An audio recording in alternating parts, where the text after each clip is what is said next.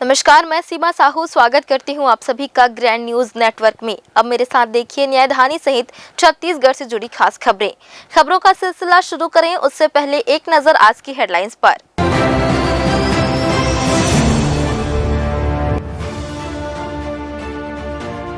छत्तीसगढ़ के मुख्यमंत्री ने प्रयागराज में जाकर किया कुंभ स्नान। मंत्रिमंडल सहित अन्य जनप्रतिनिधि भी रहे मौजूद।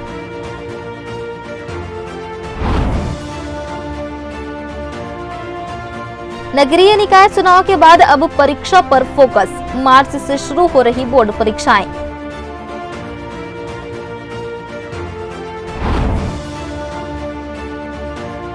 लोफंदी मामले में पुलिस को है पीएम रिपोर्ट का इंतजार।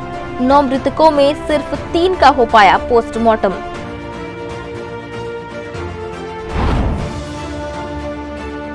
पंचायत चुनाव से पहले गांव-गांव में बड़ी मात्रा में शराब हो रही जब्त। पुलिस और आबकारी विभाग की टेढ़ी नजर।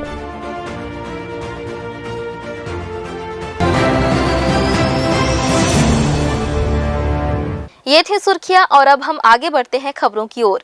महाकुंभ 2025 के पावन अवसर पर मुख्यमंत्री विष्णुदेव साय ने गुरुवार को तीर्थराज प्रयाग के त्रिवेणी संगम में पुण्य स्नान कर प्रदेशवासियों की सुख समृद्धि की मंगल कामना की। उनके साथ विधानसभा अध्यक्ष डॉक्टर रमन सिंह, मंत्रिमंडल के सदस्य, विधायक गण एवं उनके परिवारजन उपस्थित थे। मुख्यमंत्री साय ने महाकुंभ को सनातन धर्म की दिव्यता और आध्यात्मिक ऊर्जा का महापर्व बताते हुए कहा कि यह भारतीय संस्कृति की अनंत शक्ति और सनातन परंपराओं की जीवंतता का प्रतीक है। उन्होंने कहा कि 144 वर्षों बाद आयोजित यह विराट महाकुंभ केवल एक धार्मिक अनुष्ठान नहीं बल्कि भारत की सनातन लोकतांत्रिक परंपराओं को जानने, समझने और आत्मसात करने का अनुपम अवसर भी है। मुख्यमंत्री साय अपने मंत्रिमंडल और विधायकों के साथ रायपुर से रवाना होकर प्रयागराज पहुंचे। मंत्रिमंडल के सदस्यों एवं जनप्रतिनिधियों के साथ 5 इलेक्ट्रिक बसों के माध्यम से संगम तट के लिए प्रस्थान किए। अरेल घाट पहुंचने के बाद मुख्यमंत्री साय और अन्य गणमान्य जन मोटर बोट से त्रिवेणी संगम पहुंचे और धार्मिक विधि विधान के अनुसार मां गंगा, यमुना एवं अदृश्य सरस्वती मां के संगम में आस्था की डुबकी लगाई और प्रदेशवासियों के कल्याण की कामना की। नर्मदा में माघ पूर्णिमा के अवसर पर बुधवार को कुंड में डुबकी लगाने श्रद्धालुओं की भीड़ लगी रही। पुन्नी मेला को लेकर सोमवार से दर्शनार्थियों का रेला लगा हुआ है। 3 दिवसीय मेला महोत्सव को लेकर गंडई क्षेत्र के ग्राम नर्मदा के नर्मदा मंदिर सहित अन्य मंदिरों को आकर्षक लाइटिंग कर सजाया गया है। नर्मदा मेला महोत्सव का शुभारंभ मां नर्मदा की पूजा अर्चना कर दीप जलाकर किया गया। माघ पूर्णिमा के अवसर पर दर्शनार्थियों की भीड़ उमड़ने की संभावना को देखते हुए पुलिस बल तैनात किया गया था। मेला में झूला, श्रृंगार, खिलौने, जलपान की दुकानों में खासी भीड़ देखने को मिल रही है। बुधवार को लोक मंजूरा रायपुर के कलाकार अपनी प्रस्तुति दिए। बहुत सुंदर लग रहा है, बहुत अच्छा लग रहा है। क्या अच्छा लगता है यहाँ हर साल मेला अच्छा लगता है भैया, बहुत मतलब मन करता है आने के लिए मेला में। मंदिर भी बहुत अच्छा है। नर्मदा मंदिर के दर्शन करने आए हैं और यहाँ घूमने आए हैं मेला। और हम लोग खोंगा से आए हैं, खोंगा नर्मदा। क्या इसके बारे में मान्यता है कि ये गंगा मैया जो है ना यहाँ पे ना खुद स्वयं आकर ना प्रकट हुई है, तो यहाँ इसलिए ना सब यहाँ मेला लगता है और यहाँ पे सब लोग घूमने भी आते हैं। ये बहुत प्राचीन जगह है और प्रसिद्ध जगह है। कहा जाता है कि यहीं नर्मदा मैया का उद्गम हुआ है। तो पिछले कई सालों से यहाँ पर ये नर्मदा महोत्सव मनाया जा रहा है, जिसमें 3 दिन का सांस्कृतिक कार्यक्रम और तरह तरह की दुकानें सजी हुई है, जिसको देखकर सभी को बड़ा अच्छा लग रहा है और सब यहाँ पर आकर अपने आप को आनंदित महसूस कर रहे हैं। अब उतना तो मुझे नहीं पता, लेकिन कहा जाता है कि यहाँ पर जो भी मनोकामना लेकर आते हैं उनका मनोकामना पूर्ण हो जाता है। ऐसी माता का आशीर्वाद बना हुआ रहता है, ऐसा कहा जाता है। बिलासपुर गौ सेवा धाम में बीमार एक्सीडेंट गौवंशों की सेवा देख वृंदावन श्री मलुक पीठ से शहर पधारे संत रसराज दास जी महाराज का गौ सेवकों ने स्वागत किया। वृंदावन धाम से अपने शिष्यों के साथ बिलासपुर गौ सेवा धाम में गौ माता की सेवा की व सत्संग प्रवचन में कहा, मनुष्य के कल्याण के लिए गौ सेवा आवश्यक, चराचर जगत में केवल गाय ही एक ऐसी माँ है जो जाति, वर्ग, धनवान, गरीब किसी प्रकार का पक्षपात किए बिना सबको अमृत रूपी दुग्ध पिलाकर पोषण करती है। हर मनुष्य गौवंश के इस ऋण से ऋणी है। गौ माता का दूध, दही, घी, गोबर, गौमूत्र, गौरस, पंचगव्य जो हर प्रकार से कल्याणकारी है। स्वयं भगवान ने भी गाय की सेवा की है। महाराज ने कहा, हम मनुष्य भी अपने घर पर एक गाय अवश्य रखें। जिस घर में गाय रहती है वह घर घर नहीं अपितु सर्वदेवमयी मंदिर है। सनातन धर्म के वेद, पुराण, उपनिषद में वर्णित है, गाय के रोम रोम में देवताओं का वास होता है। गाय को चारा खिलाने मात्र से देवताओं को भोग लग जाता है। आज उसी गौ माता की उपेक्षा ही हमारे पतन का कारण है। गोचर भूमि तक मनुष्य खा गया। ऐसे में गौवंश सड़क पर भूखे प्यासे भटक रहे हैं। अगर हर सनातनी हिंदू निस्वार्थ भाव से अपने घर में मात्र एक गौवंश रख ले तो उसका कल्याण सुनिश्चित है। गौवंश की सेवा से हर लोक और परलोक दोनों सुगम हो जाएगा, इसमें कोई संदेह नहीं है। प्रवचन के पश्चात गौ माता की आरती की गई। फिलहाल वक्त हो चला एक छोटे से ब्रेक का। ब्रेक के बाद भी खबरें जारी रहेंगी, बने रहिए ग्रे न्यूज के साथ।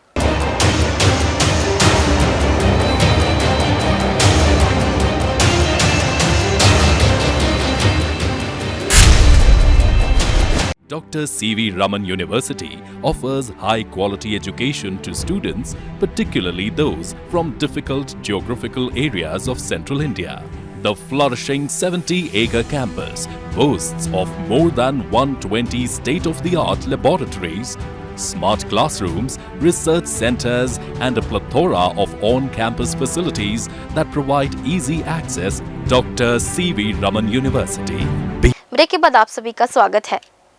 फरवरी का आधा महीना बीत चुका है तो वहीं अगले महीने से छत्तीसगढ़ में बोर्ड की परीक्षाएं शुरू हो रही हैं। इसे लेकर छत्तीसगढ़ माध्यमिक शिक्षा मंडल परीक्षा की तैयारी को अंतिम रूप देने में जुटा हुआ है।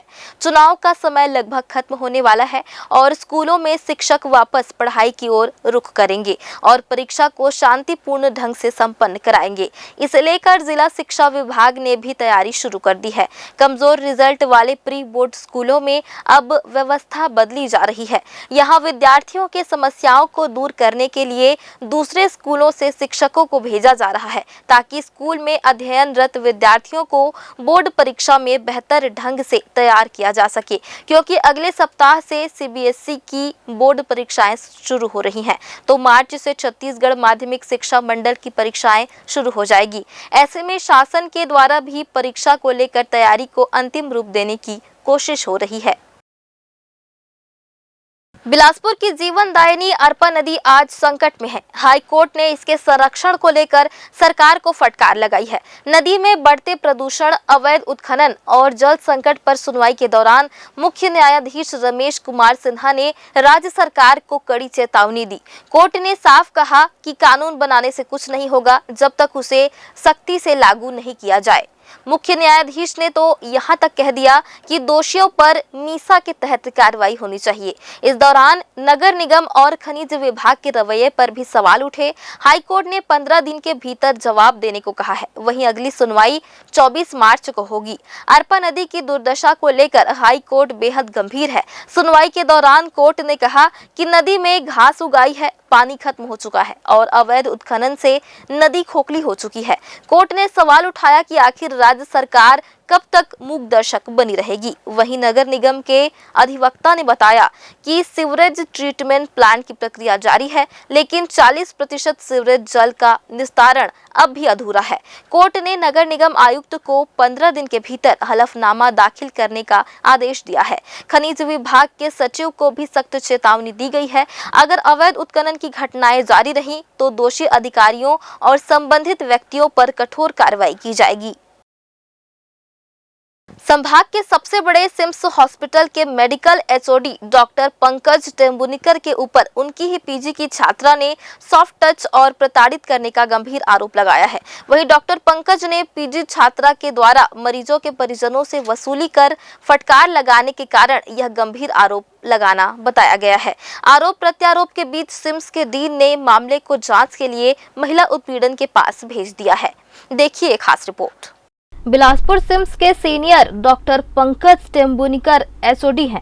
सोशल मीडिया में चल रही खबर के मुताबिक सिम्स में पीजी की एक छात्रा ने मुख्यमंत्री को पत्र लिखकर डॉक्टर पंकज के ऊपर सॉफ्ट टच और प्रताड़ित करने का गंभीर आरोप लगाया है। इधर डीन ने मामले को जांच के लिए महिला उत्पीड़न के पास भेज दिया है। पिछले एक हफ्ते पूर्व मौखिक रूप से यह मेरे संज्ञान में लाया गया था, जिसमें मेडिकल पीजी की फर्स्ट मेडिसिन की छात्रा के द्वारा विभागाध्यक्ष पर कुछ मानसिक प्रताड़ना संबंधी आरोप लगाए गए थे और उसके लिए लड़की के पिताजी और अन्य डॉक्टर संबंधित पक्षों उभय पक्षों डॉक्टर पंकज टेम्बुरनिकर को आमने सामने बैठाकर सरल सहज वातावरण में एक समाधान कारक निर्णय लेने का प्रयास किया गया था, जिसमें डॉक्टर पंकज टेम्बुरनिकर को विभिन्न पीजी करिकुलम से अलग पृथक करना या उस छात्रा के द्वारा छात्रा को उनकी यूनिट जो उनका यूनिट है उसमें न रखा जाना, जो यूनिट 3 पंकज की है, और इसी प्रकार उनके द्वारा इस बैच की परीक्षा न लिए जाने संबंधी निर्णय लिए गए थे और एक प्रयास किया गया था कि इसको एक सौम्यतापूर्वक सौहार्दपूर्ण वातावरण में इसको अगर यह मामला जो उभय पक्ष राजी होते हैं तो संभाला जाए। लेकिन विभिन्न पोर्टल में और समाचार उसमें प्रकाशित पब्लिश और चल चुकने के बाद अभी मैंने यह निर्णय लिया है कि इस प्रकरण को मैंने महिला उत्पीड़न समिति को, जो आईसीसी होती है इंटरनल ग्रीवेंस कमेटी, उसको हमने सौंप दिया है और वो अपना जांच करके यह रिपोर्ट हमें देगी और तदनुसार फिर कार्यवाही की जाएगी। प्रारंभिक तौर पर क्या कुछ डॉक्टर से मैंने पूछा, दोनों डॉक्टर जो आरोप लगा रही हैं वो डॉक्टर, उनके पिताजी भी सामने थे और पंकज भी थे। एक हफ्ता पहले हमने दोनों पक्षों को से जानने का प्रयास किया था, उनने नकारा है। एक तरफ आरोप प्रत्यारोप है जैसा आमतौर पे होता है, और तो ऐसे में तो जब तक कोई कमेटी ही उसका निपटारा न करे, क्योंकि चीज अप्रिय है, शैक्षणिक घटना संस्थान में ऐसी चीजें चिंताकारक होती हैं, इसलिए मैंने निष्पक्षता पारदर्शिता बनाने की दृष्टि से इसे महिला उत्पीड़न जांच समिति को सौंप दिया। नहीं, उनने मांग की है, क्योंकि उनके रिलेटिव यहाँ पढ़ते हैं। ये डॉक्टर ने खुद लिखकर यह कहा है कि वे इससे दूर रहना चाहते हैं और 2 बैच के लिए वे इससे पृथक रहना चाहते हैं और उससे सहमति व्यक्त करते हुए यह निर्णय लिए गए।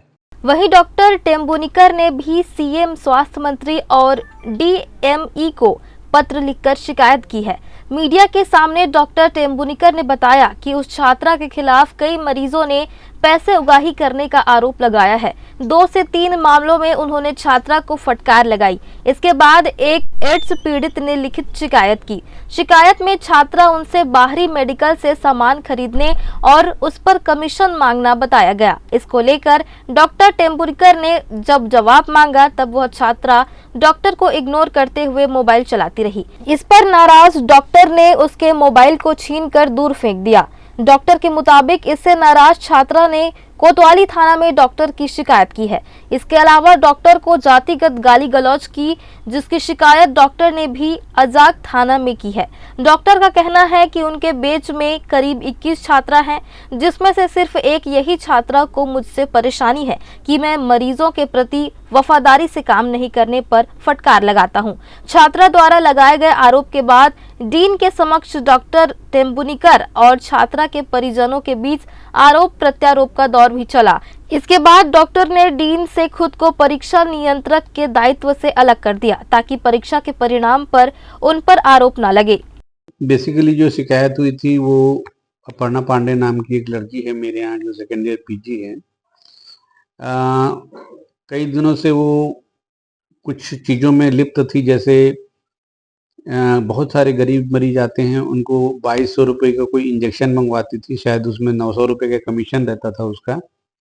तो मैं 3-4 बार इस चीज़ को पकड़ा और लेकिन पे स्टूडेंट है करके मैंने टोका कि इस तरह की हरकत नहीं करना है। हम लोग सरकारी संस्थान है, आयुष्मान कार्ड है, सब कुछ है, एलपी है, तो किसी भी हालत में बाहर से दवाई नहीं मंगवाना है।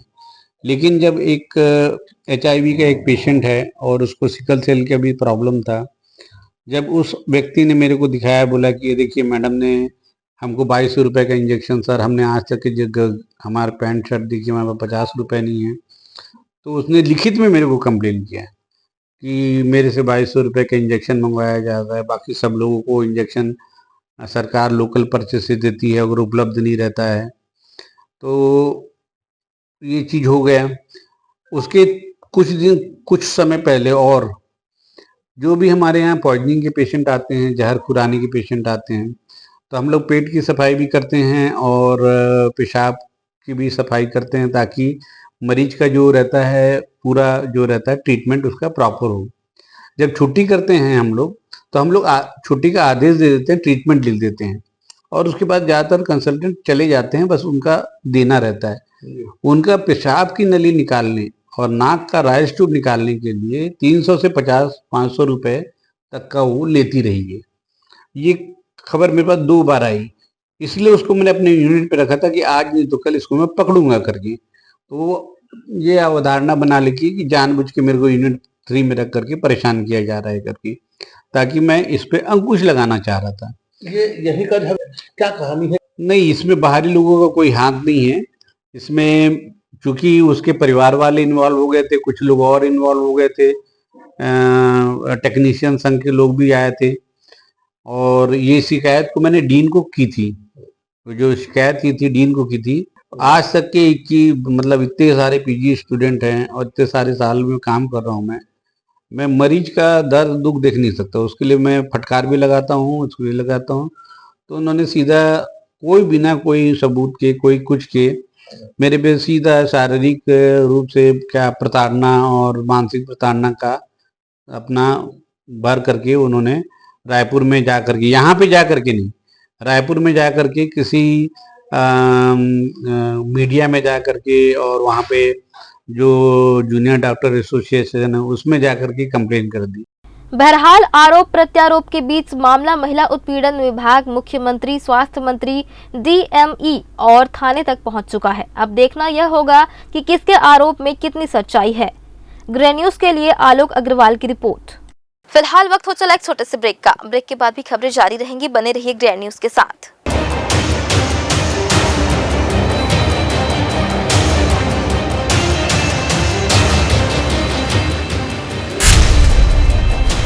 Dr. C.V. Raman University offers high-quality education to students, particularly those from difficult geographical areas of Central India.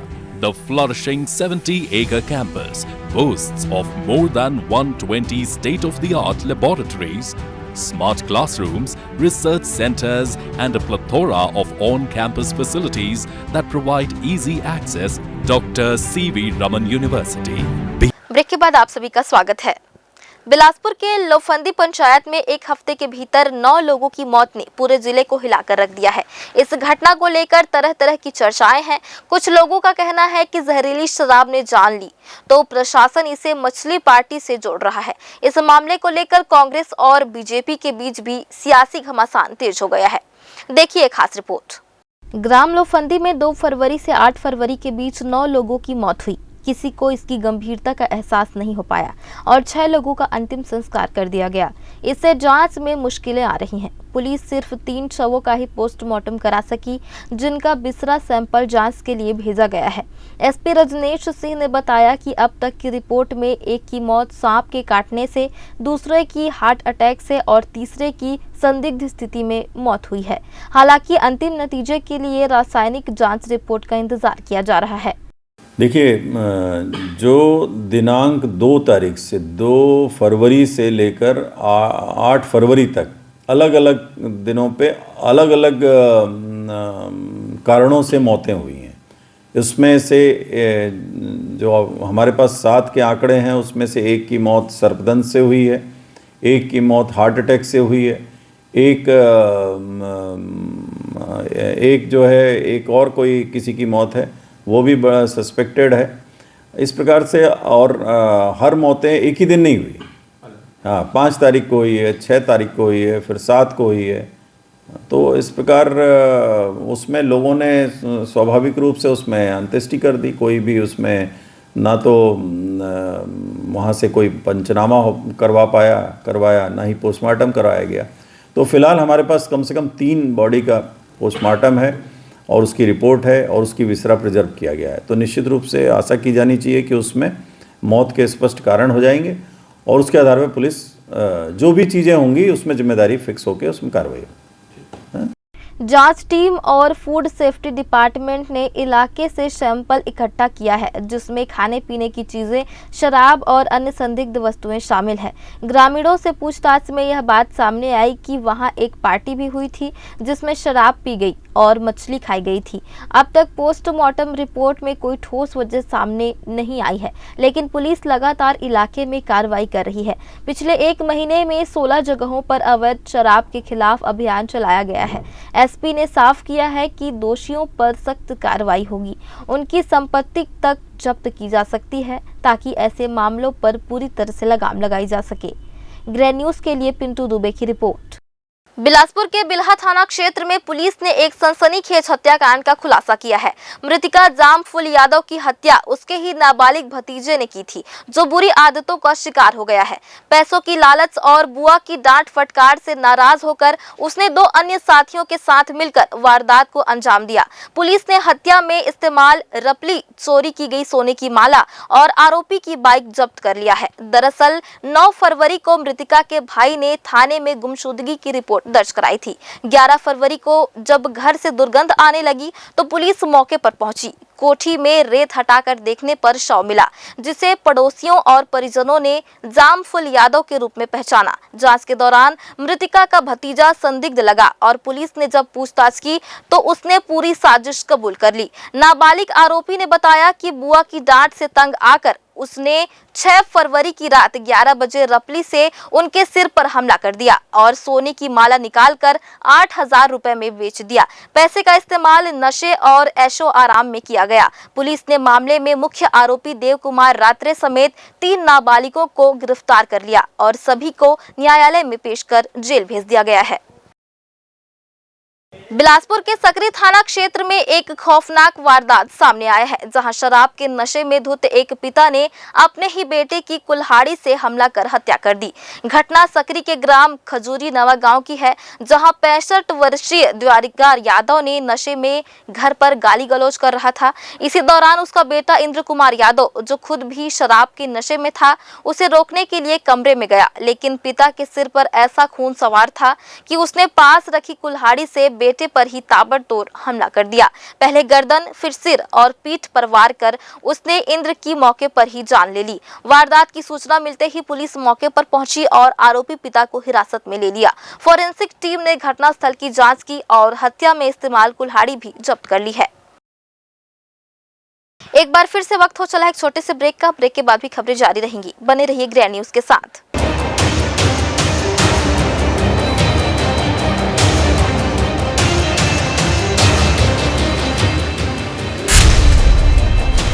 Dr. C.V. Raman University offers high-quality education to students, particularly those from difficult geographical areas of Central India. The flourishing 70-acre campus boasts of more than 120 state-of-the-art laboratories, smart classrooms, research centers, and a plethora of on-campus facilities that provide easy access. Dr. C.V. Raman University. Break के बाद आप सभी का स्वागत है। बिलासपुर जिले के रतनपुर थाना क्षेत्र में पुलिस ने पंचायत चुनाव के पहले बड़ी कार्रवाई करते हुए भारी मात्रा में अवैध शराब जब्त की है। पुलिस ने धौरामुड़ा गांव में छापेमारी कर आरोपी संजू कुमार जगत को गिरफ्तार किया, जो चुनाव के दौरान शराब बांटने की फिराक में था। पुलिस ने उसके कब्जे से 280 पाव देशी और अंग्रेजी शराब जब्त की, जिसकी कुल कीमत 27,800 रुपए आंकी गई है। दरअसल त्रिस्तरीय पंचायत चुनाव के मद्देनजर पुलिस अधीक्षक रजनेश सिंह के निर्देश पर जिले में नशे के कारोबारियों और चुनाव में शराब बांटने वालों पर सख्त नजर रखी जा रही है। इसी कड़ी में रतनपुर पुलिस को मुखबिर से सूचना मिली कि धौरामुड़ा में बड़ी मात्रा में शराब इकट्ठा की गई है। सूचना मिलते ही थाना प्रभारी नरेश कुमार चौहान के नेतृत्व में टीम गठित कर छापेमारी की गई, जहां आरोपी के आंगन से 50 लीटर शराब बरामद हुई। पुलिस ने आरोपी के खिलाफ आबकारी एक्ट के तहत मामला दर्ज कर उसे न्यायिक रिमांड पर जेल भेज दिया है। राजनांदगांव पुलिस ने साइबर अपराध के एक बड़े अंतर्राष्ट्रीय गिरोह का पर्दाफाश किया है। पहले भी इस गिरोह के 3 सदस्य गिरफ्तार किए जा चुके हैं जो भारतीयों से करोड़ों की ठगी कर चुके थे। ये ठग कंबोडिया स्थित स्कैम कॉल सेंटर के जरिए निवेश और शादी जैसे प्लेटफॉर्म्स के नाम पर लोगों को जाल में फंसाते थे। अब मुंबई से एक और आरोपी रोहित महेश कुमार विरवानी को गिरफ्तार किया गया है, जिसमें ठगी की कुल रकम 15 करोड़ तक पहुंच गई है। राजनांदगांव पुलिस इस बड़ी कार्रवाई में साइबर ठगी के अंतर्राष्ट्रीय नेटवर्क का खुलासा हुआ है। ये गिरोह कंबोडिया के स्कैम सेंटर से शादी.com, एडोनी वन ग्रुप और अन्य फर्जी इन्वेस्टमेंट कंपनियों के नाम पर भारतीयों से करोड़ों की ठगी करता था। अब तक 300 से ज्यादा क्रिप्टो वॉलेट और म्यूल अकाउंट्स के जरिए पैसा कंबोडिया भेजे जाने की जानकारी मिली है। इस मामले में मुख्य आरोपी श्रेणिक कुमार के बाद अब मुंबई से रोहित विरवानी की गिरफ्तारी हुई है, जिससे पूरे गिरोह के खुलासे की उम्मीद बढ़ गई है। वॉलेट्स की जानकारी मिली है, 50 से ज़्यादा म्यूल अकाउंट्स की जानकारी मिली है, जिनके ऊपर अभी इन्वेस्टिगेशन चल रही है और जिसमें आगे और खुलासे होंगे। बस्तर पुलिस ने नक्सल विरोधी अभियान में बड़ी सफलता हासिल की है। पिछले 40 दिनों में 12 अलग अलग मुठभेड़ों में 65 नक्सलियों को मार गिराया है, जिनमें कई बड़े कैडर के लड़ाके भी शामिल हैं। यह साल 2025 की धमाकेदार शुरुआत है, जिससे जवानों का मनोबल और ऊंचा हुआ है। पुलिस का दावा है कि बड़े एंटी नक्सल ऑपरेशन का सिलसिला आगे भी जारी रहेगा। अब मुंबई से रोहित विरवानी की गिरफ्तारी हुई है, जिससे पूरे गिरोह के खुलासे की उम्मीद बढ़ गई है। नक्सलियों के खिलाफ लगातार सख्त अभियान चलाया जा रहा है, जिससे उनकी ताकत कमजोर होती जा रही है। बस्तर रेंज आईजी सुंदर राज पी ने नक्सलियों से हिंसा छोड़कर आत्मसमर्पण करने की अपील की है। उन्होंने कहा कि सीधी लड़ाई में नक्सली बड़ी संख्या में मारे जा रहे हैं और उन्हें इससे सीख लेनी चाहिए। बस्तर पुलिस का यह अभियान आगे भी इसी तरह जारी रहेगा, ताकि नक्सल प्रभावित क्षेत्रों में शांति और विकास की राह मजबूत हो सके। वर्ष 2025 में 1 जनवरी से लेकर अभी 12 जनवरी तक लगभग 10-12 मुठभेड़ में टोटल 65 माओवादियों का डेड बॉडी सुरक्षा बल एवं पुलिस द्वारा रिकवर किए गए थे। किसी 1-1.5 महीने की अवधि में मतलब किसी एक नक्सल प्रभावित राज्य में सर्वाधिक आंकड़ा ये भी होगा। इसके पूर्व में वर्ष 2024 में पूरा साल भर की जो आंकड़ा 217 माओवादी डेड बॉडी रिकवर किए गए थे, वो भी किसी एक कैलेंडर वर्ष में किसी क्षेत्र में इतना बड़ी संख्या में जो नक्सल डेड बॉडी रिकवर करने का वो भी एक सर्वाधिक संख्या होगा। और आने वाले समय में भी हमारा कोशिश ये रहेगा मतलब जो प्रतिबंधित एवं गैर कानूनी माओवादी संगठन के खिलाफ प्रभावी रूप से कानूनी कार्रवाई करने का अभी भी माओवादी के पास एक विकल्प बचा है। हिंसा त्याग कर हथियार छोड़कर आत्मसमर्पण करे, नहीं तो उसका परिणाम काफी गंभीर होगा, उसको भुगतना पड़ेगा उनको। बस्तर पुलिस ने दावा किया है कि 2024 में भी बस्तर पुलिस ने 217 नक्सलियों के शव बरामद किए, देश भर में रिकॉर्ड कायम किया था। इतना ही नहीं, देश के 6 नक्सल प्रभावित राज्यों में किसी भी एक कैलेंडर वर्ष में इतनी बड़ी संख्या में नक्सली नहीं मारे गए हैं। ग्रैंड न्यूज के लिए पिंटू दुबे की रिपोर्ट। प्रार्थी मनोहरण वेलू ने थाना खम्हारडीह में रिपोर्ट दर्ज कराया कि वह अनुपम नगर में मकान नंबर D14 में किराए के मकान में अपनी बहन प्रेमा वेलू व रंजनी वेलू के साथ रहता है। 2 व्यक्ति फौजी वर्दी में प्रार्थी के घर अंदर आए, जो रुमाल से मुंह को ढके थे। एक व्यक्ति द्वारा पिस्टल से जान से मारने की धमकी देकर मुंह व हाथ में टेप लगाकर उसके बाएं भुजा में एक बार इंजेक्शन लगाया है और बेड अंदर से एक गुलाबी रंग के बैग में रखे 60 लाख रुपए एवं काले रंग के बैग में रखे 5 लाख रुपए को ले गया। एक अज्ञात नकाबपोश महिला द्वारा प्रार्थी के घर अंदर प्रवेश कर प्रार्थी व उसकी दोनों बहनों को पिस्टल से जान से मारने की धमकी देकर कुल 65,25,000 नकदी रकम, 3 नग सोने की चैन, तकरीबन 6 तोला व 3 नग मोबाइल फोन, जुमला कीमती लगभग 66 लाख रुपए को लूट कर ले गए। अलग अलग 10 टीमों द्वारा सीसीटीवी फुटेज को खंगालते हुए आरोपियों के भागने की दिशा सुनिश्चित की गई। इसी दौरान मुखबिर द्वारा पुलिस टीम को सूचना दी गई कि आरोपियों के हुलिये एवं घटना में प्रयुक्त वाहन से मिलता जुलता वाहन देखा गया है। घटना की तिथि तय करने के बाद बिलासपुर एवं नागपुर से आरोपियों को रायपुर बुलाकर योजना के अनुसार अगले दिन राहुल त्रिपाठी एवं नेहा त्रिपाठी अपने आल्टो कार से झीठ आए। राहुल त्रिपाठी को एवं आल्टो कार को वहीं पर छोड़ दिए, अपने सभी मोबाइल फोन को स्विच ऑफ करके वहीं रख दिए तथा बिना नंबर की रिज्ड कार में पांचों आरोपी सवार होकर रायपुर आकर उक्त डकैती की घटना को अंजाम दिए। सभी आरोपियों को गिरफ्तार कर उनके कब्जे से डकैती की नकदी रकम 59,50,000 रुपए, सोने के आभूषण तथा घटना में प्रयुक्त रिज्ड कार एवं आल्टो कार जुमला कीमती लगभग 70 लाख रुपए जब्त कर आरोपियों के विरुद्ध कार्रवाई किया गया है। रिटायर्ड सूबेदार मेजर, ये 2 लोग उल्लेखनीय हैं। बाकी जो 2 लोग जमीन की दलाली का काम करते हैं, उन लोगों ने महत्वपूर्ण भूमिका रेकी में निभाई है। और घटना के दिन के 2 दिन पहले से पूरी टीम ने जो रेकी किया है, जो 2 कार उपयुक्त हुए हैं, प्रयोग में लाए गए हैं, उसके लिए उपयोग में लाए गए हैं, एक भिलाई की और एक बिलासपुर का। तो ये कुल कैरेक्टर्स है इस डकैती कांड के। अभी कोई गिरफ्तारी बची नहीं है। तो यह थी आज के बुलेटिन की तमाम खास खबरें। वक्त हो चला है आपसे विदा लेने का। जल्द ही फिर होगी आपसे मुलाकात। तब तक के लिए मुझे और मेरी पूरी टीम को दीजिए इजाजत। नमस्कार।